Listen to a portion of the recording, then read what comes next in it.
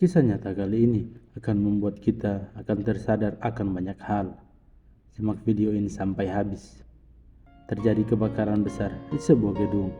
Api dengan cepat membakar gedung tersebut. Pihak keamanan dan tim penyelamat segera menuju ke titik TKP. Sampainya di lokasi, bagian bawah gedung sudah dikuasai si jago merah. Helikopter pun dikerahkan untuk menyelamatkan orang-orang yang terjebak di bagian atas gedung tersebut. Sepasang suami istri tergesa-gesa menuju tempat helikopter untuk menyelamatkan diri. Sesampainya di tempat helikopter, tersisa hanya satu tempat untuk satu orang saja, yang berarti hanya satu orang yang dapat ditolong dan satu lagi harus ditinggalkan. Dengan segera, sang suami langsung melompat dan menempati tempat yang tersisa, yang artinya ia meninggalkan istrinya. Istrinya hanya bisa melihat suaminya mendapat pertolongan, sedangkan ia tidak bisa kemana-mana. Setelah helikopter sudah terisi penuh, helikopter langsung bergegas meninggalkan gedung yang terbakar tersebut. Dan sang istri yang ditinggalkan tadi meneriakkan satu kalimat kepada suaminya. Sampai akhirnya tidak lama kemudian helikopter itu menjauh meninggalkan gedung. Singkat cerita, si jago merah menghanguskan semua gedung tanpa tersisa termasuk sang istri. Sampai di sini, bagaimana tanggapan kalian tentang sang suami yang meninggalkan istrinya?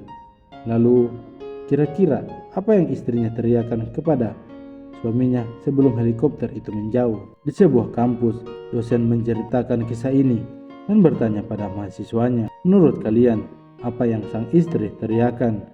Sebagian besar dari mereka menjawab, "Kamu jahat, aku benci kamu, kurang ajar, kamu egois, tidak tanggung jawab."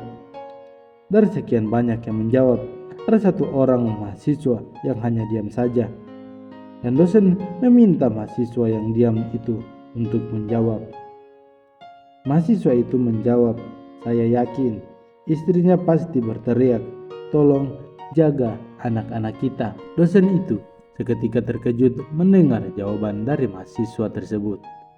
Dosen lalu bertanya, apakah dia sudah pernah mendengar cerita itu sebelumnya? Mahasiswa itu menggelengkan kepalanya dan mengatakan belum. Tapi itu yang dikatakan oleh ibu saya sebelum ia meninggal karena penyakit kronis. Dosen itu menatap seluruh kelas dan berkata bahwa jawaban dari mahasiswa tersebut adalah benar. Gedung itu kemudian benar-benar terbakar habis dan sang suami harus kembali ke kota kecilnya dengan air mata yang terus menetes. Ia harus menjemput anak-anak mereka yang masih TK dan balita dan mengasuh anak-anak mereka sendirian. Dan kisah tragedi tersebut disimpan rapat-rapat tanpa pernah ia bahas lagi. Bertahun-tahun kemudian, anak-anak itu sudah dewasa. Ada yang menjadi pengusaha, ada yang menjadi dokter, dan satu lagi masih bekerja sambil kuliah. Pada suatu hari, ketika anak bungsunya bersih-bersih kamar sang ayah, anak itu menemukan buku harian ayahnya. Dia menemukan kenyataan bahwa saat orang tuanya ke gedung tersebut, mereka sedang berobat jalan karena sang ibu menderita penyakit kanker ganas dan akan segera meninggal dunia.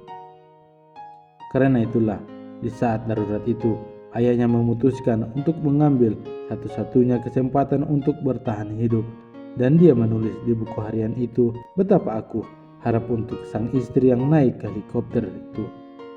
"Istriku sayang, tapi demi anak-anak kita, terpaksa dengan hati menangis membiarkanmu terbakar sendirian."